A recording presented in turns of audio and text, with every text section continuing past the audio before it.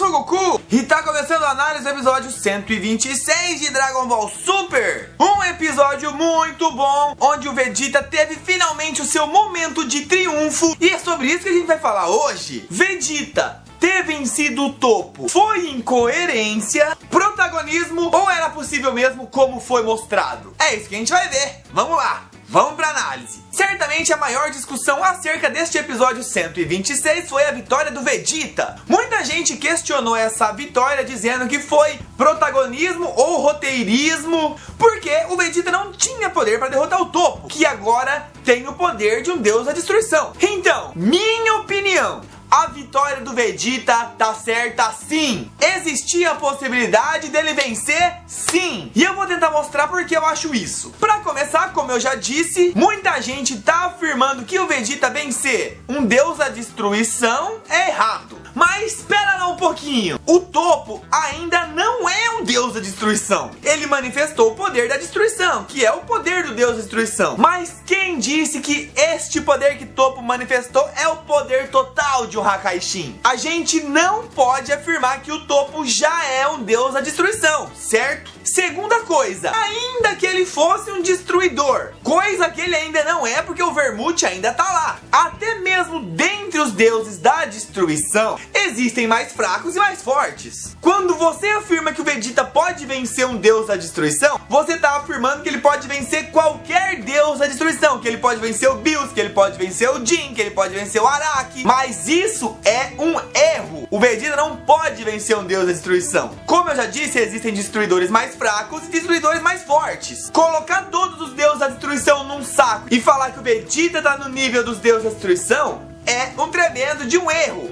Terceira coisa, eu vi muita gente afirmando que se o Topo quisesse, ele teria matado o Vegeta com o Hakai. Sim, o Hakai é uma técnica destrutiva, foi feito para eliminar qualquer ser ali com um golpe. Mas os destruidores não conheciam Saiyajins, não conheciam guerreiros tão poderosos assim até então. Como saber se o Hakai eliminaria ou não esses guerreiros tão poderosos? Eu duvido muito que o Topo pudesse eliminar o Vegeta com o Hakai. Se o Freeza resistiu ao Hakai de um verdadeiro deus da destruição, que foi o Sidra, e inclusive resistiu ao Hakai do próprio Topo, certamente o Vegeta poderia resistir também ao Hakai. Tanto que não só resistiu, como quebrou um Hakai no soco. Por último, a gente tem que lembrar que, apesar de existirem guerreiros mais fortes que outros, hoje em dia não existe mais uma grande diferença entre eles. Claro, isso em relação aos mais fortes. Hoje, dentre os mais poderosos, não existe mais guerreiros que são 10 vezes mais fortes que o outro. Não existe nem guerreiros que têm o dobro do poder do outro. Talvez os anjos tenham o dobro do poder de alguém, mas só.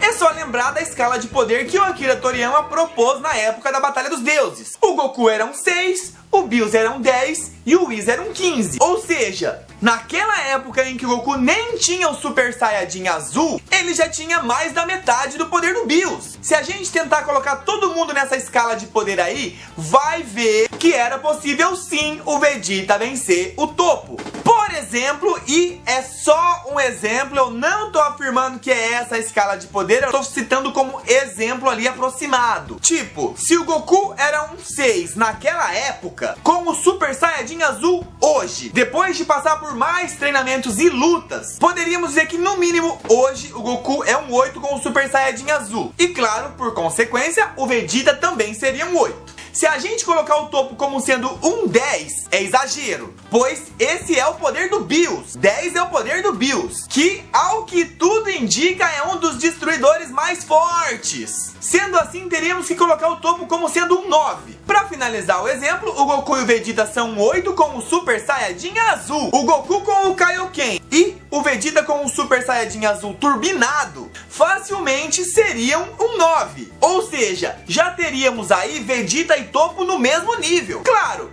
o Topo ainda assim poderia ser mais forte, tipo um 9.9, enquanto o Vegeta seria um 9.5. Mas a diferença de poderes seria tão pequena que basear a vitória ou a derrota de um deles no poder seria um tremendo de um erro, entenderam? E é por isso que eu acredito sim que o Vegeta poderia vencer o Topo, tanto que venceu. Ainda mais que ele, Vegeta, diferente do topo, teve o incentivo da família, da promessa pro Kiabi e do próprio orgulho, o que comprovadamente já ajudou o Vegeta e outros guerreiros a superar desafios e obstáculos muito grandes em Dragon Ball. E é isso, galera. Essa é a minha opinião, é o que eu acho. Vegeta poderia sim vencer o topo, tanto que venceu. No mais, os outros acontecimentos do episódio, eu acho que não tem muito o que analisar. Foi tudo ali certo, tudo correto, nada muito duvidoso. Então é isso. Espero que tenham gostado da análise. Se gostou, deixa o like, comenta o que achou e a gente se vê no próximo vídeo da Casa do Kami.